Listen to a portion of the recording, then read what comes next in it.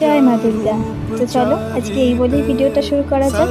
আমি একটা মাটির মূর্তি নিয়ে নিয়েছিলাম রং করব। তো দেখো প্রথমে আমি পুরো সাদা রং করে নিয়েছিলাম, তারপরে স্কিন কালারগুলো করতে শুরু করেছিলাম।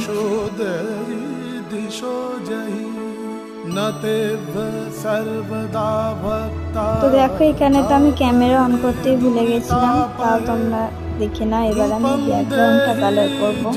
ব্যাকগ্রাউন্ডটা প্রথমে একটা কালারই দিয়েছিলাম, কিন্তু সেটা আমার একদমই ভালো লাগছিল না, তাই জন্য ওপর দিয়ে স্কাই কালারটা নিয়ে আরেকটু কিছু করে দিয়েছি। তারপরে এইখানে পিঙ্ক কালারটা করেছিলাম, তার উপরে এই কালারটা করতে চেয়েছিলাম কিন্তু করেও আমার ভালো লাগেনি, তাই জন্য এখানটা আবার আমি হালকা স্কাই কালারটা দিয়েছিলাম। দেখলাম এটাই বেশি ভালো লাগছে।